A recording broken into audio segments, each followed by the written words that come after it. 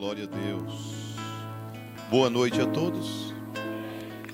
Graça e paz da parte de nosso Deus esteja com todos vós. Abra sua Bíblia no livro de Provérbios, capítulo 18.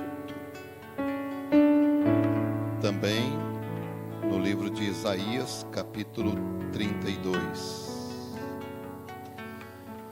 Glória a Deus.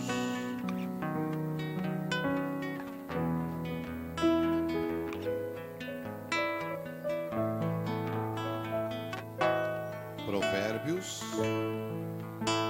18. Glória a Deus. Versículo 10.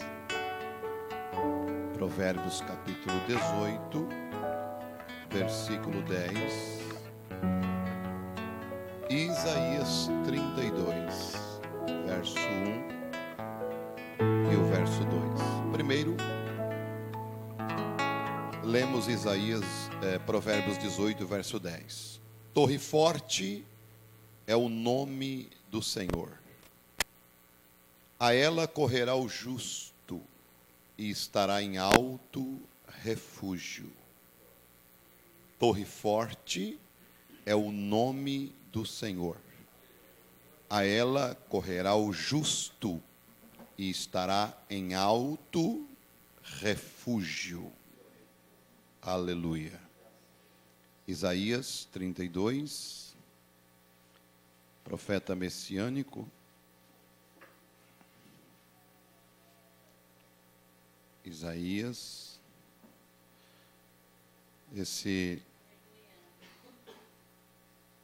foi o profeta que mais profetizou a respeito da pessoa de Jesus Cristo. E ele diz no capítulo 32 assim: eis que reinará um rei com justiça, e dominarão os príncipes segundo o juízo. E será aquele homem como um esconderijo contra o vento. E será aquele homem como um esconderijo contra o vento e um refúgio contra a tempestade. Glória a Deus. Vamos orar. Eterno Pai, sei que cada um neste momento, ou em pensamento, ou em palavras, está falando algo.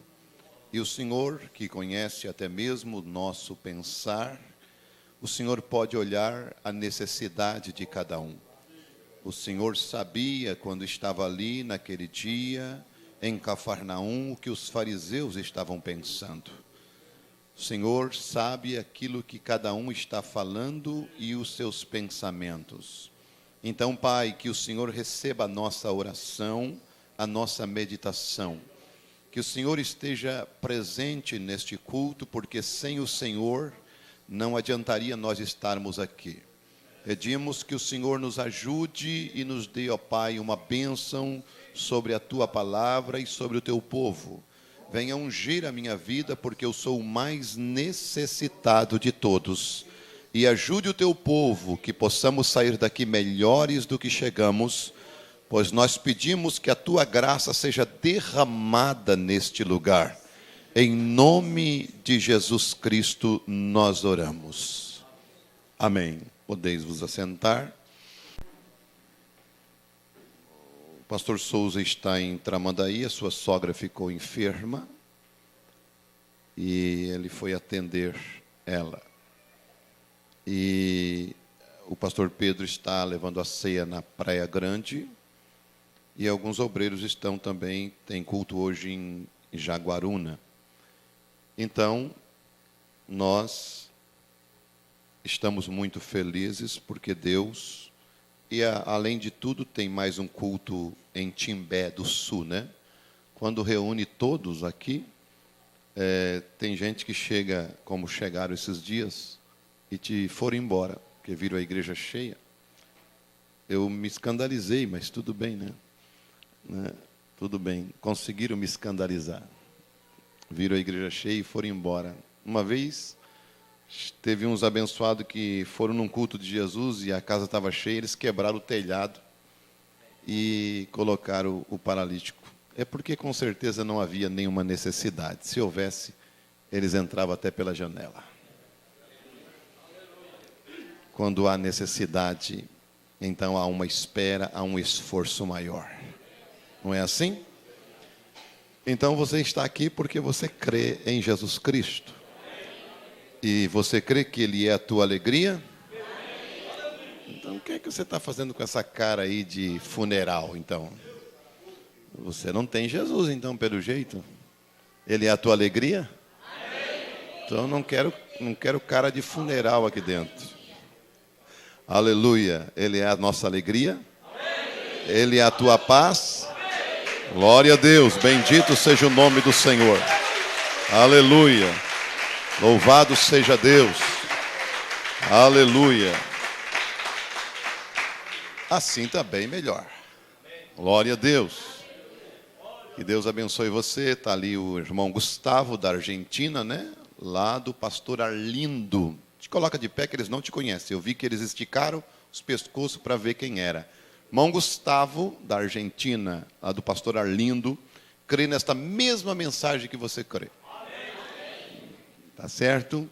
Ele é namorado da irmã Salete, que está aí, né, junto com a sua mãe, a irmã que está ali ao lado da irmã Salete, né? Que Deus abençoe a irmã Josefa, né? Deus te abençoe, irmão Gustavo, no nome do Senhor Jesus, né? Deus abençoe, irmãos, um testemunho apenas, né?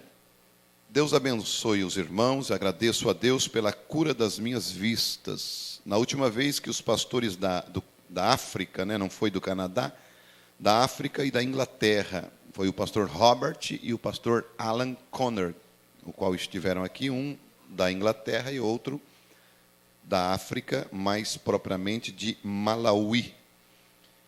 Estiveram aqui em Araranguá, ali no Célia Berizari. Último dia, o pastor que estava orando disse que quem tinha problema nas vistas era para ficar de pé.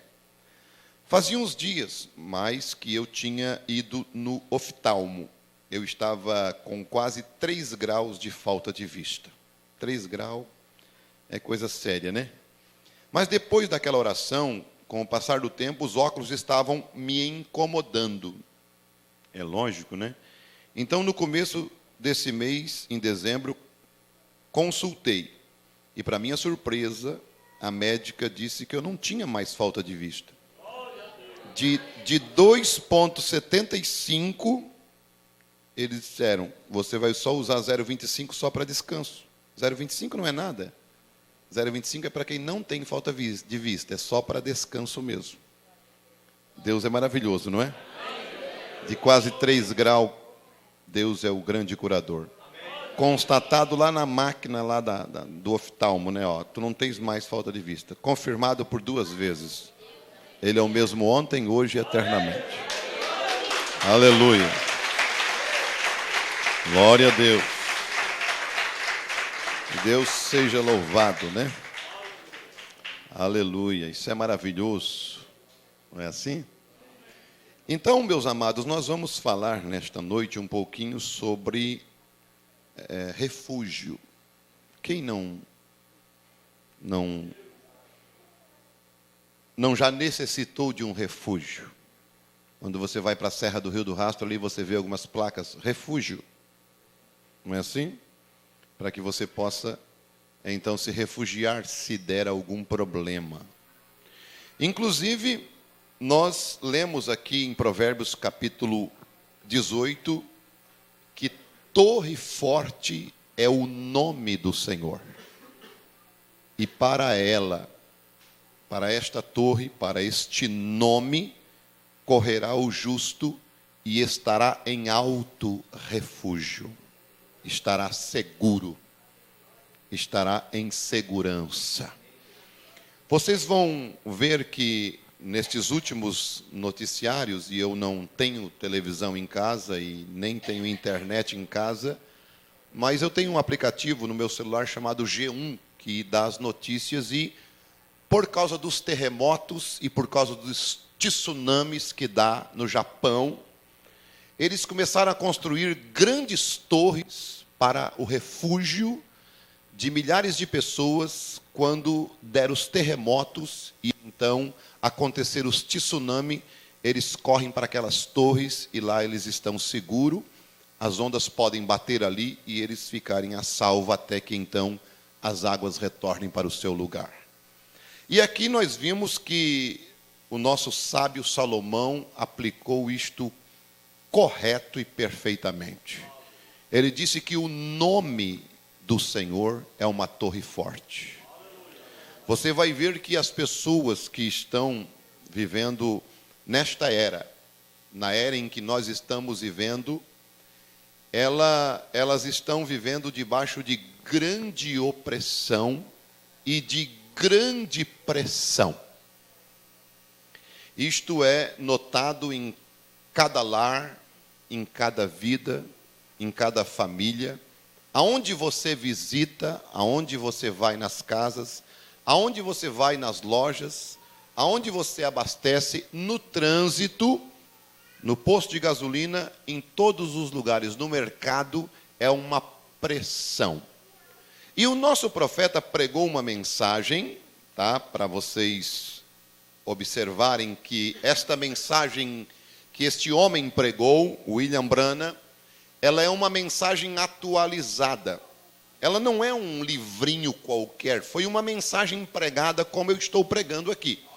Porém, no inglês, foi pregada em Jeffersonville, e eu vou dar a data, no dia 13 de maio de 1962.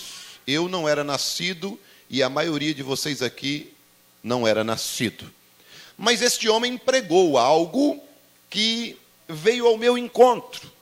Como também a Bíblia foi escrito, eu não existia, você não existia, mas você lê ela, ela se encaixa com você. Ela fala algo para você. Ela conta até mesmo a tua história.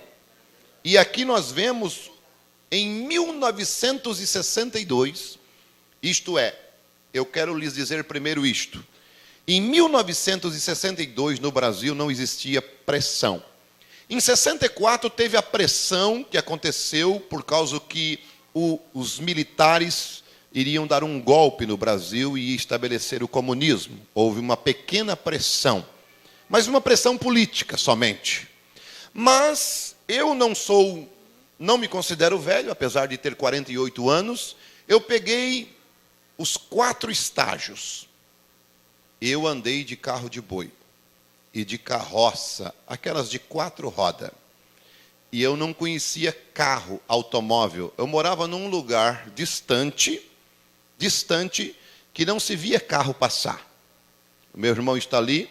Quando passava um automóvel, nós saía correndo, e era o tal do Jeep. Nós saía correndo para ver o Jeep passar. Porque nós não conhecia automóvel.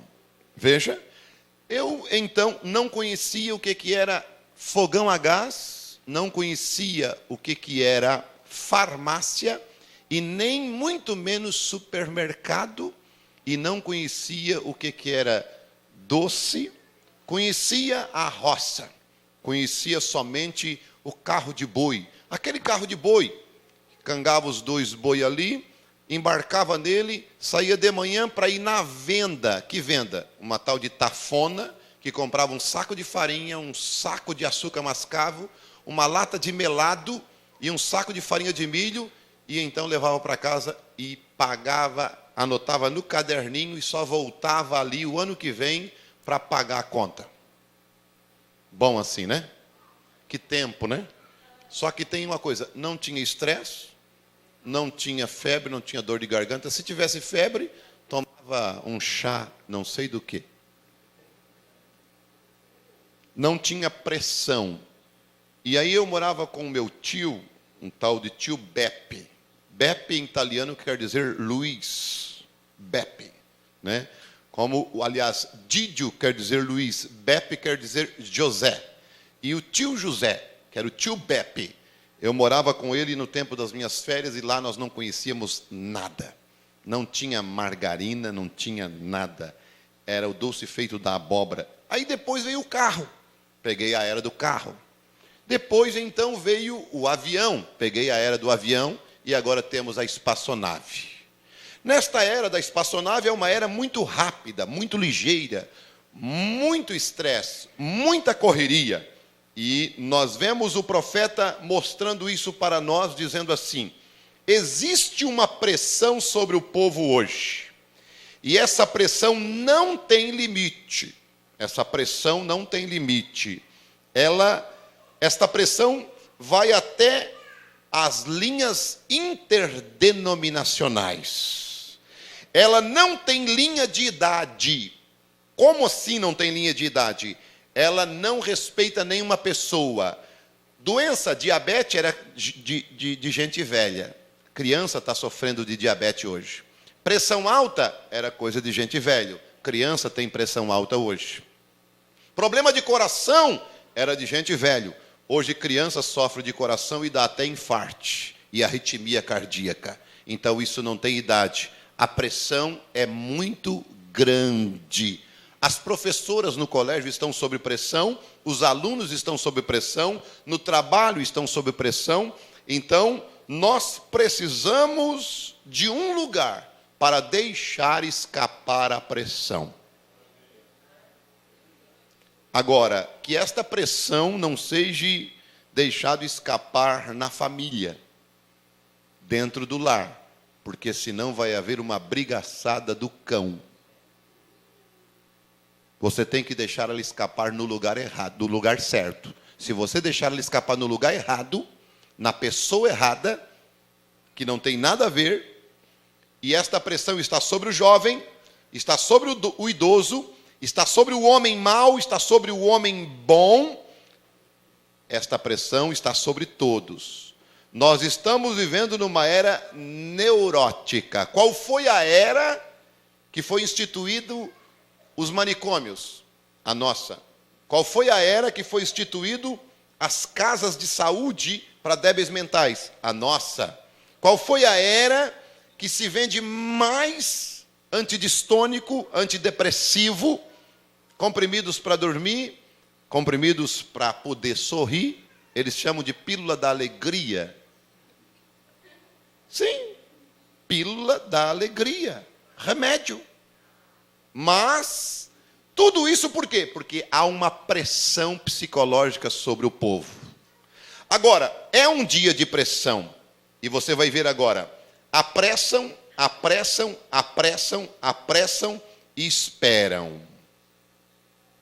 Dirigem a 90 milhas por hora, chegam em casa para jantar e esperam 2 horas até que fique pronto. É assim? Corre, corre, corre, corre, corre, corre, corre, corre. Chega em casa, senta no sofá e espera a janta ficar pronta. Dá-lhe 2 horas. Isto é certo. Esta é uma hora. É naquela correria e rapidez. Isto coloca você numa tensão nervosa. Você sabe que a conta da luz, eu não sei como é que eles conseguem fazer isso. Mas você não pagou um mês ainda, a outra já está ali. E aquela que você não pagou, não é porque você não pagou porque não tinha dinheiro, é porque ela não venceu ainda. Mas a outra do mês que vem já chegou. Como é que eles fazem? Eles com certeza calculam. Então, estamos vendo sob pressão. Pressão em tudo. Você já sabe que você vai ter que pagar internet, celular, conta da água e conta da luz. Isso é... Então, há uma pressão sobre você. Tem gente que não se incomoda. Tem gente que já é velhaco de carteirinha, né? Então, esse não se incomoda com nada. Tanto faz. Vim conta e não vim para ele, não tem problema. O negócio com ele é viver a vida. Esse não tem lugar lá na glória, com certeza, porque o lugar no céu é diferente. Né? Mas nós, que queremos a coisa correta, vivemos sob pressão. Porque a pressão não é só para o ímpio, é para o cristão também. Então o irmão Brana diz, olhem só, isto coloca você em uma tensão nervosa. E você sabe que eu estou falando isso tão claramente para você, que você disse, mas como que este profeta pregou em 1962, eu não existia, e ele está falando comigo. e a esposa diz alguma coisa um pouquinho contrária e você quer soltar-se. Mau humor. O marido diz alguma coisa, você bate o seu pé e lhe diz para ir para a sala. A coisa está feia. A coisa está uma pressão. Ninguém aguenta mais. Sabe qual é o resolve tudo? Tu vai embora e eu vou embora. Esse é o resolve tudo. E sabe que isso não resolve. Porque a pressão, ela não escolhe se é dois, ou se é um, ou se é uma criança. E outra, a pressão não existe lugar, é em todos os lugares. Todos. Agora, esposa, eu estou tão nervoso, vem, por quê? O que há? Vem, tudo isto junto, esta tensão aumentando. Então, os resultados disso estão fazendo com que alguma coisa errada e agindo fora do lugar. Tem alguma coisa errada agindo fora do lugar. Isto é certo. Agora, isto fará o pobre agir daquela maneira, isto fará com que a classe média haja daquela maneira, isto fará com que o rico haja daquela maneira. Você pensa que você arrumando dinheiro, ficando milionário, vai acabar a tensão? A pressão vai aumentar. Sabia disso? Que a pressão aumenta com isto? Você vai ter mais coisa para se incomodar. Você vai ter coisa mais para fazer. Você vai ter mais coisa para se preocupar. Em Balneário Camboriú, quando eu estava andando na orla marítima de Balneário Camboriú, um irmão disse: pastor, está vendo esse prédio aqui? Nós estamos parados exatamente num lugar onde um homem, que era empresário, jogou 40 mil de lá de cima e depois se jogou de atrás. Estourou aqui embaixo. Outro, ele era dono da segunda maior construtora de Balneário Camboriú. Acharam ele morto, porque se suicidou com um tiro na cabeça. A mulher de um dos maiores empresários, aquele japonês, da Yoki, pegou e deu um tiro na cabeça dele, esquartejou ele, botou em 3 malas e distribuiu no centro da cidade de São Paulo. Por falta de dinheiro? Não. Dinheiro traz felicidade? Se eles tivessem, eles estariam felizes. Mas o que levou ela a fazer aquilo? Por isso que você vai convir comigo que Paulo tinha razão. Tendo o que comer e o que vestir, isto nos basta.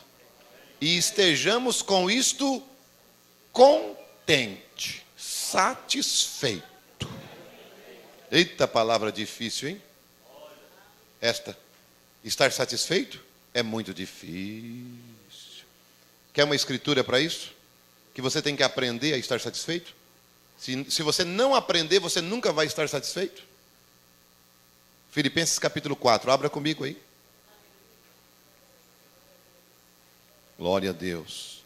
Vamos para a Bíblia? Você tem um lugar de refúgio? Poucos têm, mas alguns pelo menos têm, né?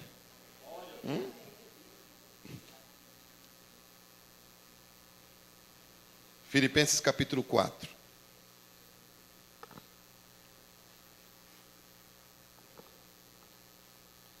Você vai ter que aprender.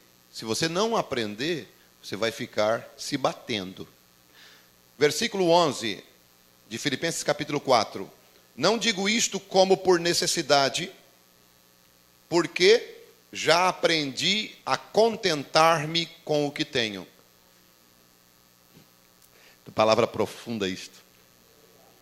Contentar-se com o que tem é muito difícil. Sabe por quê? Sabe por quê?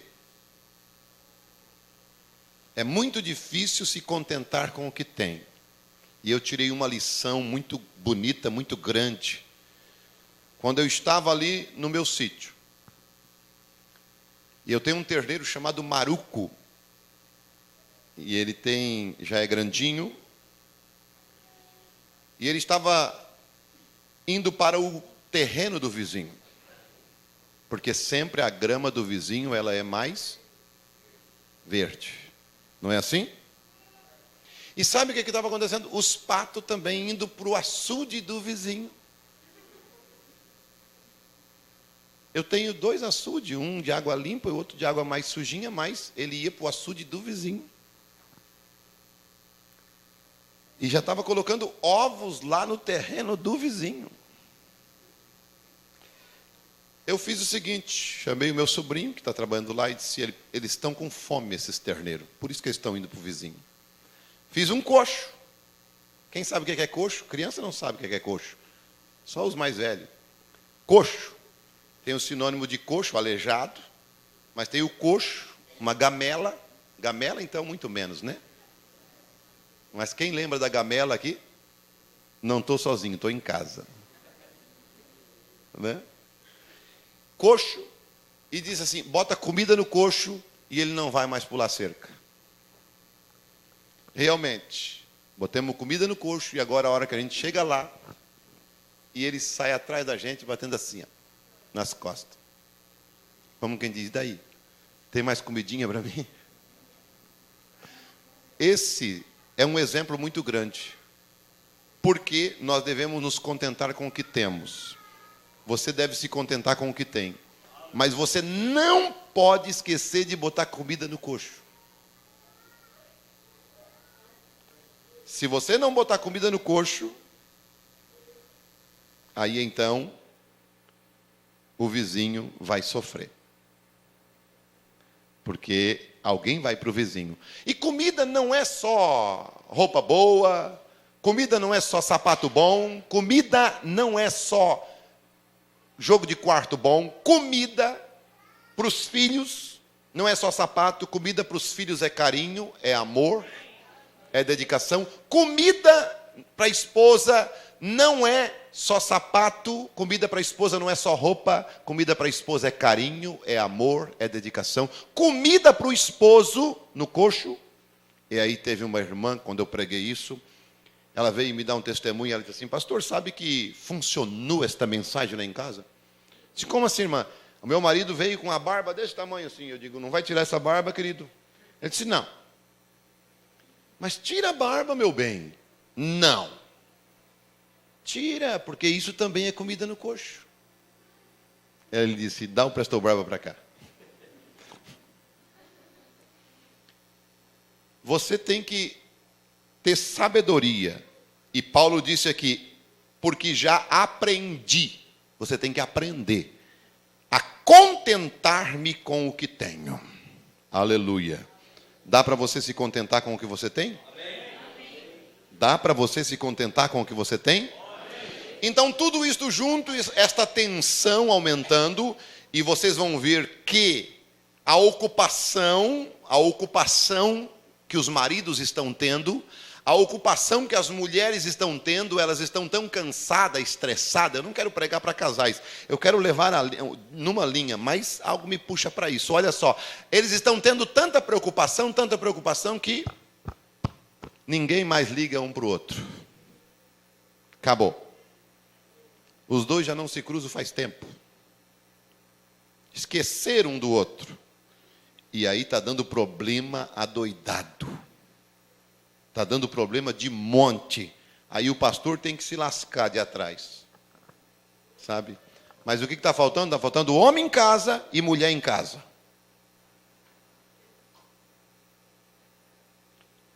Tudo isso está gerando uma pressão. Ah, você fica quieto? Ah, você fica sério? Depois vão me incomodar, depois vão me chamar lá. Ah, pastor, o maruco fugiu.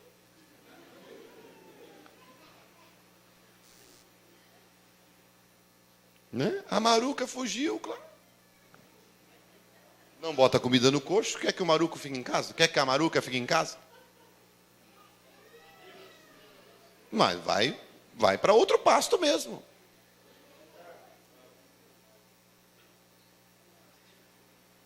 Tudo isso junto só está aumentando a tensão. Isto é resultado porque há alguma coisa errada e agindo fora do lugar. Agora, isto fará com que o pobre agirá daquela maneira. Isto fará com que a classe média vai agir daquela maneira, isto fará com que o rico haja daquela maneira, isto fará com que o errado haja daquela maneira, isto fará com que o muito bom haja daquela maneira, e isto fará com que o bom haja daquela maneira, porque isto é tensão, isto é vapor formado e tem que explodir em algum lugar, senão você explode a caldeira. E para algo, Deus sempre tem um escape. Deus sempre tem um refúgio.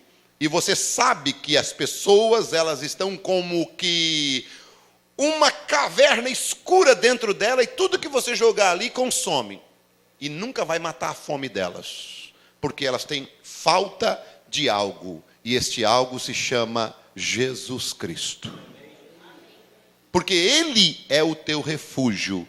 Ele é o homem que seria um esconderijo contra a tempestade. Aleluia. Veja, vocês vão ver qual é o crime pior que existe na face da terra. Qual seria, irmão Valmir, o crime pior que poderia alguém cometer aqui? Roubar e não poder carregar, esse é o pior? É muito feio. Mas eu acho que o crime pior é matar alguém. É matar, é tirar a vida de uma pessoa. Mas vocês sabem que Deus, Ele é um Deus previdente. E Ele colocou no Velho Testamento, eu quero que você abra aí em Josué capítulo 20. Josué capítulo 20.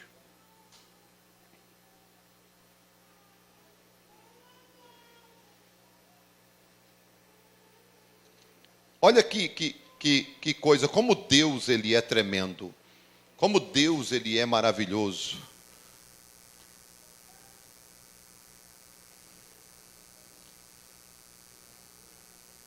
Josué capítulo 20, todos acharam? Sim. O 6º livro da Bíblia, depois de Deuteronômio.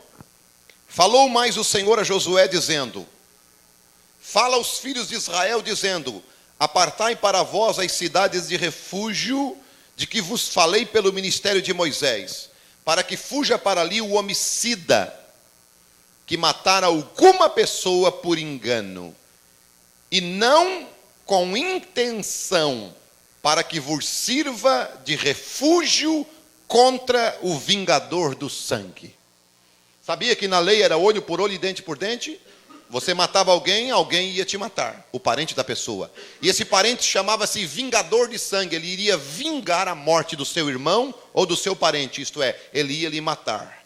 Então, mas o que aconteceria? Alguém poderia, num acidente, quantas pessoas foram mortas por acidente? Há um homem, não sei se é na Inglaterra, um corredor, ele é atleta ele tem a perna cortada e ele foi julgado e condenado, mas ele diz que matou a sua noiva por acidente. Ele achou que era um bandido e ele atirou nela. Mas ele foi julgado e condenado. Agora vocês vão ver que quando Deus fez esta lei aqui, Deus disse: olha, há pessoas que podem cometer erros por acidente. Há pessoas que podem matar por acidente. Então, para esse tipo de pessoa, eu vou fazer 6 cidades de refúgio. E vou colocar elas em pontos estratégicos. E Deus colocou Quedes, na Galileia, na montanha de Naftali.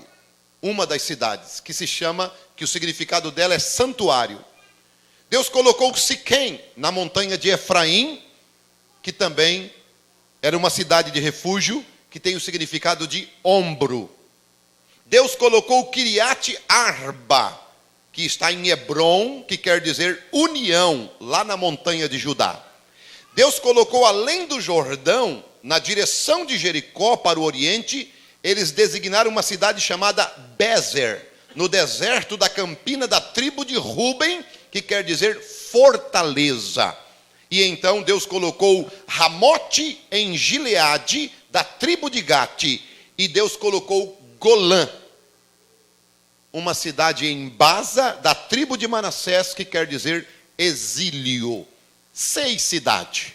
Mas nós sabemos que Deus não trabalha com o número 6, porque o número 6 é o número do homem. 5 é o número da graça, 7 é o número da perfeição, 3, Deus é perfeito em 3, ele trabalha com 12, ele trabalha com 40, que é o número do juízo, mas com 6 ele não trabalha, mas ele disse é para fazer 6 cidades. Por quê? Porque ele teria uma 7ª, e esta 7ª é Jesus Cristo. Porque estas 6 foi para Israel, para o natural, e a 7ª seria para o espiritual. Porque você e eu também precisaríamos de uma cidade de refúgio. Um lugar aonde houvesse um esconderijo contra a tempestade. E aí Isaías profetizou e disse que seria um varão. Não seria uma igreja, não seria uma religião, não seria uma organização, não seria uma torre construída lá no Japão, não, seria um varão. Este varão seria um esconderijo contra a tempestade. Aleluia. Então, vocês vão ver que não seria uma religião este refúgio. Não, não, não. Alguém iria precisar deste refúgio e ele simplesmente teria que correr e escapar. Porque se ele fizesse algo, e esse algo teria que ser como? De que forma? Esse algo que ele fez teria que ser sem intenção de ter feito. Isto teria que ser acidentalmente. Agora, diz o profeta, as pessoas poderiam vir para esta cidade de refúgio se acidentalmente ele fez alguma coisa errada, que ele não pretendia. Ele podia vir para esta cidade de refúgio e ir para o portão da cidade e bater na cidade e dizer, abre, porque eu cometi um crime acidentalmente e o vingador de sangue está atrás de mim, vai me matar também. Então ele entrava na cidade, abria o portão, eles fechavam o portão, o sacerdote atendia ele, conversava com ele, e ele não podia ser morto até que o caso dele fosse julgado diante da congregação. E ele então iria expor aquilo que ele tinha feito de errado, acidentalmente, que ele não tinha intenção de matar, e ele era absolvido pela congregação, pelo sacerdote e pelo próprio Deus que tinha estabelecido aquilo. Aleluia! Que coisa maravilhosa é isto! Que coisa linda é isto, porque Isaías disse que nós teríamos um varão assim.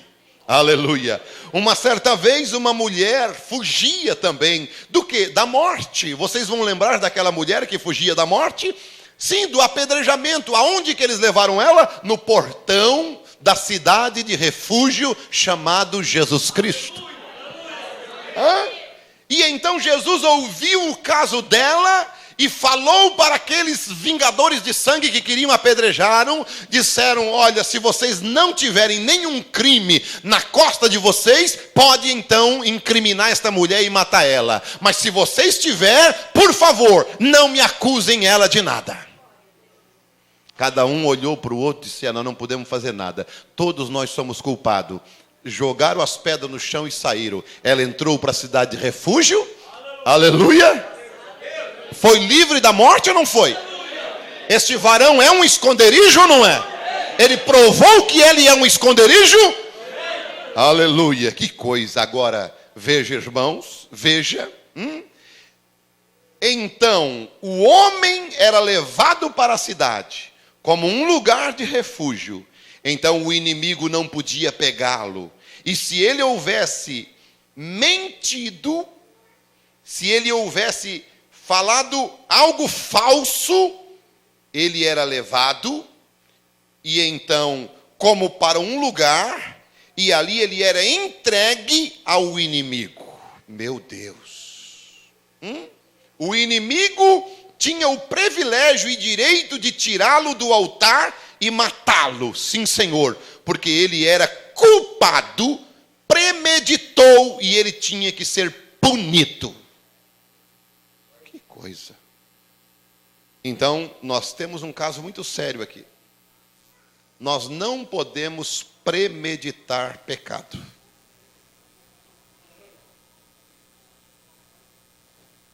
É ou não é? Nós não podemos esboçar pecado. nós temos que fugir da aparência do mal. Por quê? Porque nós olhamos aqui que Deus, Ele não vai aceitar que você venha diante dEle se você fez algo premeditado. Agora, havia algo que combinava com isto, claro, que aquele homem ficaria nervoso. Quem não vai ficar nervoso fugindo de alguém que quer lhe matar? Talvez uma dúzia de homens atrás de você, em algum lugar, cada pedra, cada monte, cada arbusto, o inimigo, alguém estava pronto para atacá-lo. Ele estava nervoso, aquilo criava uma pressão sobre a vida dele. E quem está fugindo do mundo, quem está fugindo do erro, do pecado, está debaixo de pressão. Está nervoso, está agitado. As unhas começam a ser roídas. Tudo parece que todo mundo está vendo, todo mundo está enxergando. Todo mundo parece que ele não fica sossegado, ele fica desassossegado. Fica nervoso, agitado.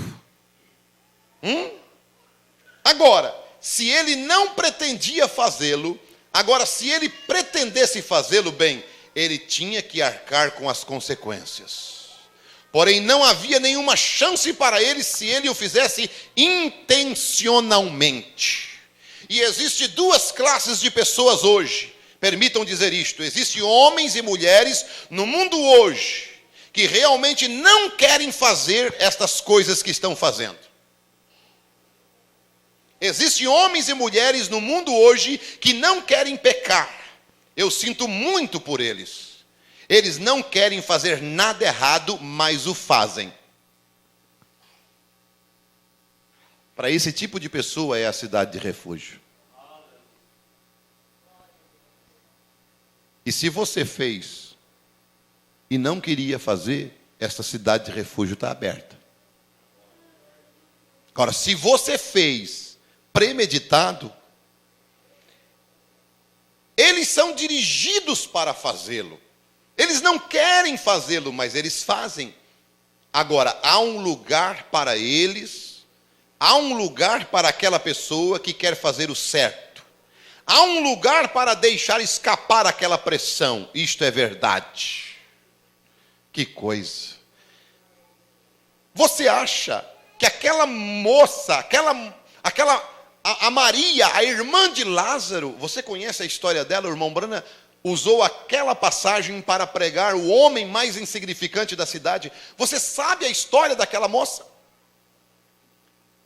E então você vai ver que ela não queria estar naquela vida. Tanto é que quando ela encontrou Jesus, ela não descansou sem chegar até Ele. Quando você encontra Jesus, que você não quer fazer o que você está fazendo, você não descansa sem chegar até Ele. Você tem que estar fugindo, você tem que estar correndo, você tem que estar escapando. Meu Deus. Agora, se você quer fazer correto, eu fico muito contente em lhe dizer esta noite que existe uma cidade de refúgio, que esta é Jesus Cristo. Se você não quer cometer erro, o inimigo está em teu alcance, então há uma maneira de escapar, e esse escape é Jesus Cristo. Há um lugar onde você pode vir e desabafar. Aleluia. Mas se você for e gostar de pecar, e você não quer a Deus, então o inimigo irá surpreendê-lo em algum lugar. Você não tem nenhuma, você não pode vir para Cristo, porque você não quer. E quando este homem vem a Cristo, este lugar de refúgio, quando um homem entra neste lugar, ele tem que querer ficar ali. Ele tem que gostar daquele lugar.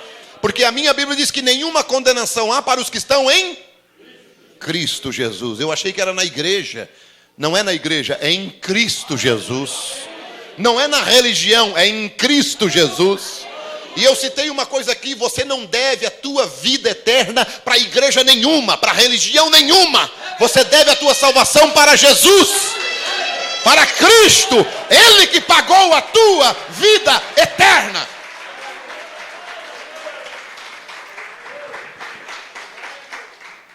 Você ficar por aí todo dia clamando: eu gostaria de sair daqui, eu gostaria de sair daqui. Sabe o que o profeta diz? Eles te põem para fora. Alguém vai te pôr para fora, alguém vai te chutar para fora. O diabo vai te pegar pela mão e vai te arrastar para fora de Cristo. É porque você quer sair fora. Agora, se você não quer, você tem que gostar de ficar na palavra. Você tem que amar a igreja, amar Jesus Cristo. Você deve intencionalmente querer ficar. Ah, mas pastor, eu estou aqui porque a minha mãe me obriga. Eu estou aqui porque o meu pai me obriga. Eu estou aqui porque o meu tio me obriga. Eu estou aqui porque eu tenho vergonha de deixar de ser crente. Já pensou se eles me pegar na rua desviado? Você tem que ter prazer em estar em Cristo.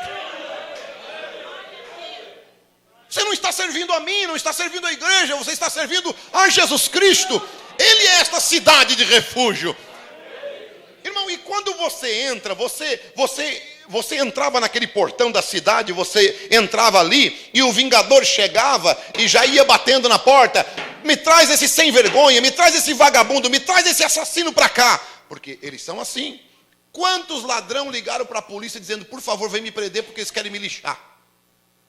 Sim, me prendem porque eles querem me lixar. E eles lixam, vingadores de sangue. E quantos foram amarrados em poste, levantado, cortaram ao pedaço, lixaram até matar em vários lugares do Brasil? Porque não tem uma cidade de refúgio. A cidade deles é a cadeia de refúgio. Aí eles vão para lá e vão ser julgados. Lá dentro daquela cadeia, aí eles não podem entrar, não podem lixar ele. Mas se eles puderem arrebentar aquela cadeia e entrar lá e tirar ele para fora, principalmente os estupradores de criança e tudo mais, que eles pegam, eles são capazes de entrar lá dentro e arrancar, e ninguém pode conter uma multidão furiosa e com ódio. E assim é o diabo correndo atrás de você, tentando lhe matar, tentando lhe pegar. Ele está furioso, ele está com seus dentes rangendo contra você. A Bíblia diz que ele brame como leão ao teu derredor, querendo te tragar. Mas tem uma cidade de refúgio, tem um lugar secreto: Cristo, a palavra, o Evangelho.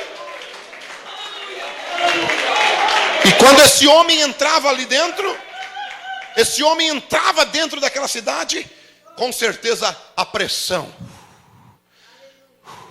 Ele sentava, descansava, porque ele vinha correndo, descansava, e o homem perguntava: o que foi? Ele, com certeza ele não conseguia falar. Ele estava cansado. E ele olhava lá do outro lado da parede. O facão, a foice velha, reluzindo no chão. E os parentes bravos. E o facão na fresta. Me traz esse camarada para cá. Traz esse para cá. E ele ficava ali: por favor, não me jogue lá fora. Não me deixe eu sair daqui. Em Cristo, você é uma nova criatura. Em Cristo, o diabo pode ficar ali, ó, com o facão, ficado com seus ardis, mas você está debaixo de proteção. Ele não pode atravessar essa porta, ele não pode atravessar essa parede. É um lugar secreto, é um lugar de refúgio, é um lugar que você tem segurança, você pode descansar. A pressão tem que sair. Nenhuma condenação há para os que estão em Cristo Jesus, que não andam segundo a carne, mas segundo o Espírito. Aleluia, glória a Deus. Veja, outra coisa, você deve estar satisfeito enquanto estiver ali. Eu quero perguntar: você está satisfeito por estar em Cristo? Irmão, quando você não está satisfeito é porque você não entrou em Cristo. Você entrou na igreja e a igreja te decepciona. Mas quando você entra em Cristo, Cristo não te decepciona. Você está escondido. Ele é a cidade de refúgio. Ele é o teu lugar secreto. Aleluia. Você não pode ficar ali, não, simplesmente dizendo: ó, eu gostaria de sair daqui, eu gostaria de sair daqui, eles te põem para fora. Você deve intencionalmente querer ficar. Isto deve ser de modo que você deseja querer permanecer naquela cidade. Quer ver? Quer ver? Vamos olhar há 30 anos atrás. Quer ver quando as pessoas estão debaixo de uma ordem da igreja, de uma ordem do pastor, de uma ordem da convenção, e não de Cristo, e não da palavra? 30 anos atrás. Você vai olhar a igreja que eu frequentei, a igreja que você frequentou, a igreja que você, irmã Flóxculo, irmã Emília, e vocês, muitas irmãs, frequentaram aqui, as anciãs. Você vai olhar elas, há 30 anos atrás, elas tinham uma sã doutrina, elas tinham uma santidade, elas tinham realmente algo tremendo. O pastor, até mesmo por ir no cinema, colocava na disciplina.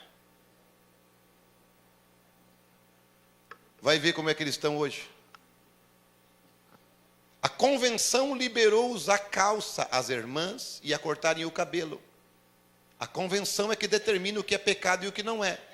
Sabe o que se chama isso? Catolicismo romano, que tem um manual que se chama Catecismo e os 7 pecados capitais. É ela que determina o que é pecado e o que não é, a Igreja Católica. Então, quem determina o que é pecado e o que não é a convenção. Isso se chama catolicismo romano, porque eles são filhas da Igreja Católica. Mas como nós não é a igreja que determina, é a Bíblia, vai continuar sendo pecado o que era pecado há 2000 anos atrás. Mas o tempo mudou, pastor, a coisa se modernizou. Sim, o mundo se modernizou, mas Jesus não. Ele é o mesmo ontem, hoje e eternamente. Então, a pessoa estava ali, por quê? Porque a igreja pressionava e eles viviam debaixo de uma pressão. E então era uma pressão para usar aquela roupa decente. Era uma pressão para não cortar o cabelo. Mas quem tem o Espírito Santo não é uma pressão. Lá está um homem normal. E lá está Sansão. Sansão, o homem que simplesmente quando o Espírito Santo vinha sobre ele simplesmente pegava, arrancava a porta de Gaza, colocava nas costas. Quantos quilos? 4.000 quilos. 4.000 quilos. Nas costas, subia a montanha e deixava lá. O Espírito Santo sobre ele, aquilo que ele carregou não era pesado. O Espírito Santo sobre ele, pegou o leão, rasgou no meio e matou. O Espírito Santo sobre ele, ele pega uma queixada e mata 1000 filisteus. O Espírito Santo sobre ele. O Espírito Santo sobre uma pessoa torna as coisas fáceis. Porque não é a pessoa que faz, é o Espírito Santo que faz. Então, quando o Espírito Santo está numa irmã, não é difícil ela usar essa saia longa. Não é pesado usar saia longa, não é pesado não cortar o cabelo e nem usar essas pinturas de Jezabel. Não é pesado, por quê? Porque é o Espírito Santo nela que faz aquilo. Mas se tira o Espírito Santo, tudo fica pesado. Tudo fica difícil. Tudo fica ruim. Não dá! Você vai parar lá no moinho, sendo chacota para os filisteus, gracejo para o diabo. Sim. Mas você tem que querer estar ali na presença de Deus. Para que essa pressão? Deixe escapar a pressão na palavra. Em Cristo. Ele é o teu refúgio. Ele é a tua fortaleza. Torre forte é o nome do Senhor. Para ela correrá o justo e estará em alto refúgio. Para que permitir que o diabo faça tanta chacota da tua vida? E quando você vem para Cristo, você não pode olhar para trás para o mundo. A Bíblia disse, aquele que tem posto sua mão no arado e olha para trás, não é digno do arado. Agora aí está onde muitos assim chamados cristãos cometem seus erros. Vejam, eles agem como se fossem arar, porém a primeira coisinha que surge, eles explodem por isto. Meu Deus, explodem por quê? Porque não tem o suficiente de calibre, não tem o suficiente de estrutura, e então quando vem algo mais pesado sobre eles, eles explodem. E o irmão Branham pegou o seu rifle e ele dizia: eu quero uma Winchester. E ele pegou e mandou para alguém, e aquele homem pegou o rifle dele e transformou numa Winchester. Agora ele não ia usar mais munição de rifle, ia usar munição de Winchester, mas a estrutura era de rifle. E se a estrutura de rifle, como usar uma munição de Winchester? Quando ele foi dar o primeiro tiro, aquilo explodiu. Bum! É isso que acontece com os cristãos. Jesus Cristo falou nisto. Ele disse: se colocar vinho novo em odre velho, o que vai acontecer? Vai explodir, vai arrebentar o odre e você vai perder o vinho.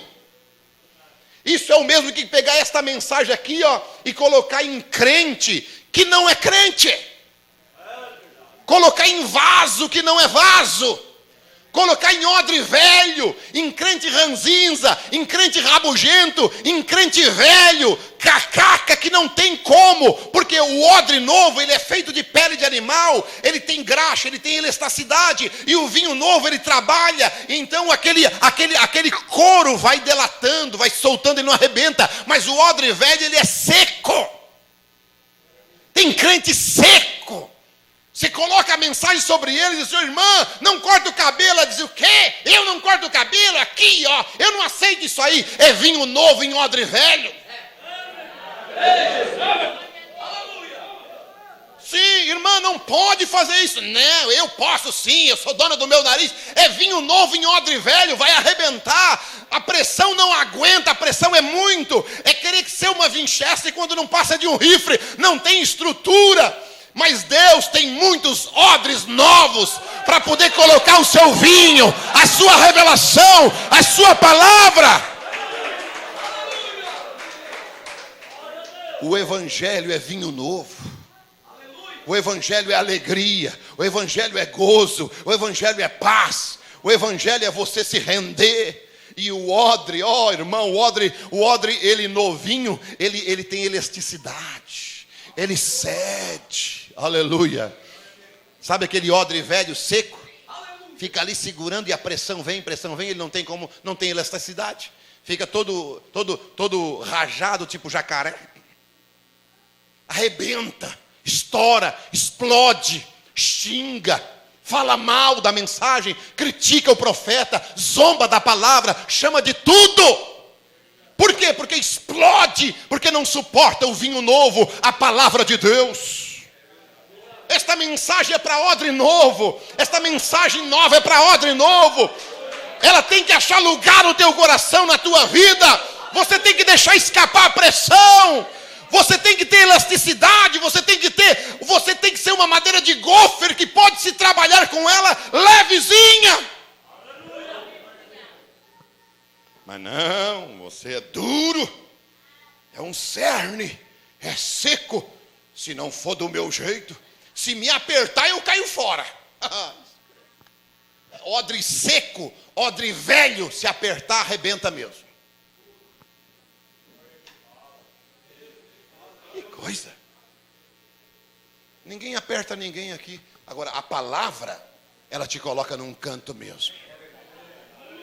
Ela te coloca num canto. Ela te chama de ladrão quando tu não é dizimista. Ela te coloca num canto.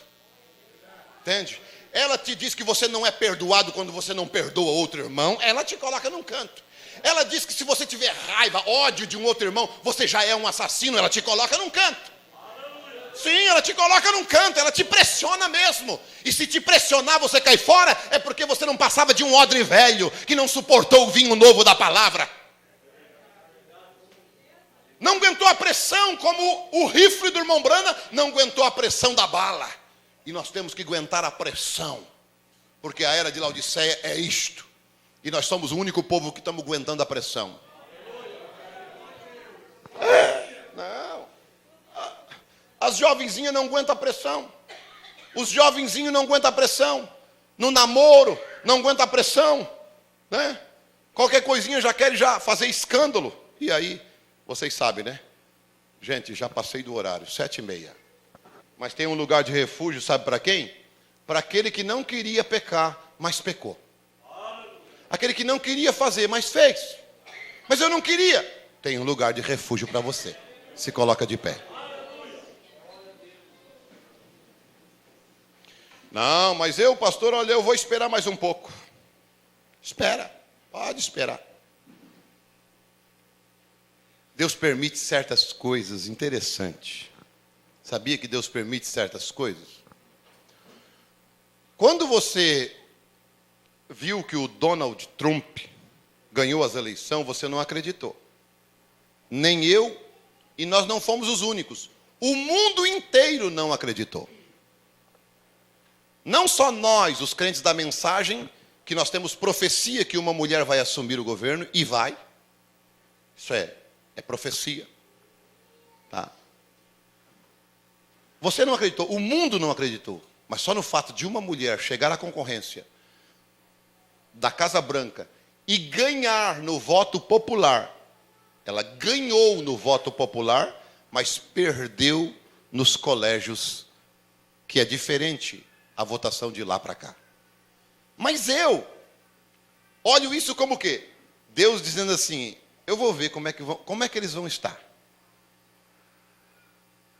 Porque sabe aquele crente que diz assim, ó, era a mesma coisa quando dizia, o irmão Branham vai ter que ressuscitar para pregar a mensagem tal e tal e tal. Eu disse, que bom, então eu vou continuar no mundão até o irmão Branham. Quando eu ver ele pregando, então eu me acerto, porque daí eu já sei que está perto rápido. É muito fraco isso, né? Quando a Bíblia diz que Jesus vem como um ladrão de noite. Não existe isso.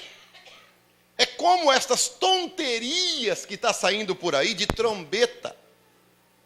Que a turma diz, eu ouvi a trombeta. E eles vão para os sites, deixa eu te dar uma aconselhada. Eles vão lá para aquelas notícias que caem no Face, aquelas notícias, aqueles vídeos que caem no Face, aqueles vídeos do YouTube ali. Quanto mais mentira eles colocam ali, mais eles ganham. E eles montam e fazem isso e fazem aquilo. E colocam lá e as pessoas vão e acreditam. Gente, a minha Bíblia diz, só um tópico sobre trombeta. A Bíblia diz, o mesmo Senhor descerá do céu com alarido. O alarido já ecoou? Você ouviu? O mundo ouviu o alarido? Não ouviu. Você ouviu. Ó, alarido, voz de arcanjo. A voz de arcanjo é a voz de ressurreição. E depois trombeta de Deus. A trombeta é para o ajuntamento depois da ressurreição.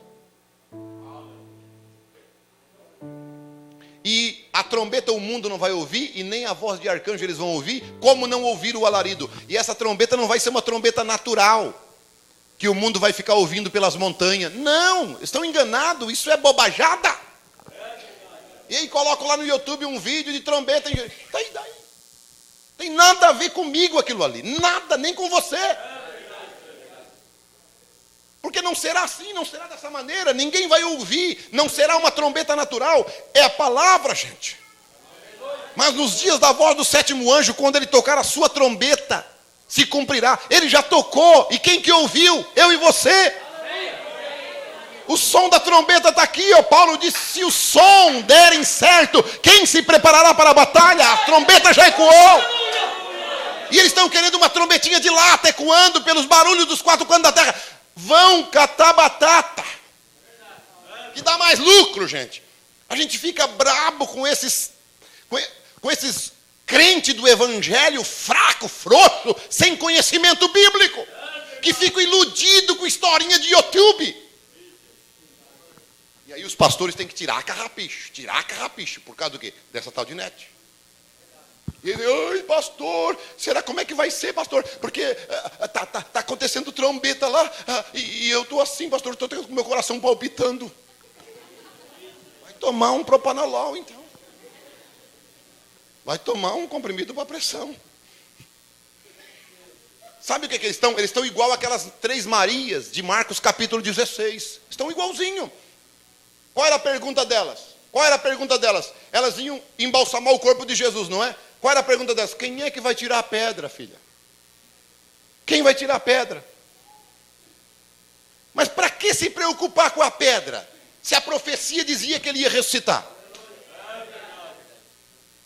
Para que se preocupar com se vai acontecer antes ou depois, se Los Angeles vai para o fundo antes, ou se os Estados Unidos vai ser explodido antes ou depois ou antes? Não interessa. Só sei que vai acontecer. Vai acontecer. Agora, se é antes ou se é depois, se eu que tenho que tirar a pedra ou tu, mas não interessa. Só sei que tem uma coisa, quando nós chegar lá, a pedra já vai estar removida. Aleluia. Sim. É crente que, infelizmente, está tirando o foco disso aqui, da Bíblia, e colocando foco nos pregadores de internet. Tá? Nos desvirtuadores de doutrina. E aí eles ficam mais pressionados ainda, mais doidos ainda. Então fique firme na palavra, no ensinamento da Bíblia. Observe, olhe. E eu quero fazer mais esta pergunta para você. Você fez, pecou, mas não queria? Tem refúgio para você. Feche os teus olhos. Você não queria. Você não desejava. Mas você fez. E agora, pastor, o que eu faço? Tem refúgio para você. Agora, se você tinha intenção de fazer, não vem. Mas eu não vou pedir para você vir aqui na frente, não. Eu vou pedir só para você levantar a mão onde você está.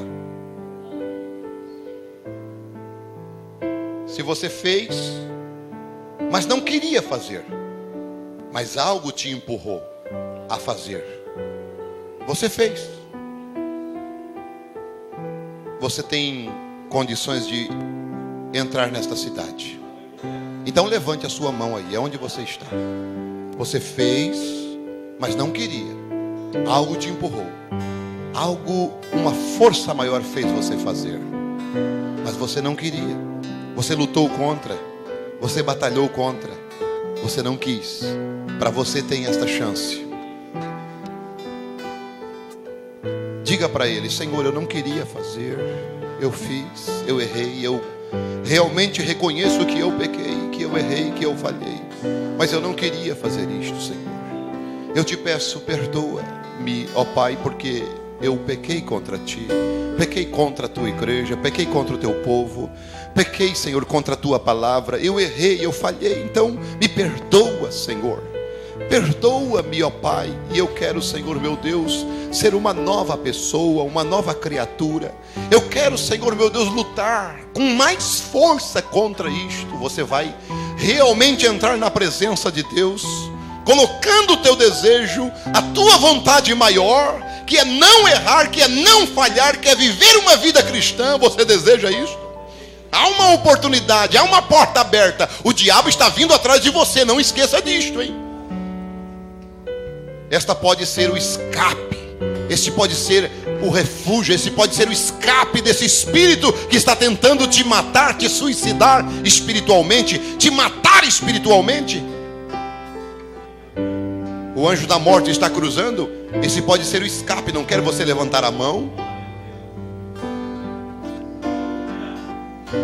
Meu Deus, em nome do Senhor Jesus, que a tua presença, Senhor, possa alcançar estas vidas. Com suas mãos levantadas, elas estão declarando: eu não quero fazer, eu estou no refúgio, eu entro na tua presença, Pai, e quero, meu Deus, um julgamento justo, porque eu não tinha intenção de fazer. Então perdoa os pecados do teu povo, perdoa os nossos pecados, as nossas fraquezas, e no nome de Jesus Cristo nos dá força, e que nós possamos sair de cabeça erguida, e que Satanás não tenha nenhum poder, nenhum domínio, nada contra estas vidas, em nome de Jesus Cristo. Aleluia, aleluia, aleluia.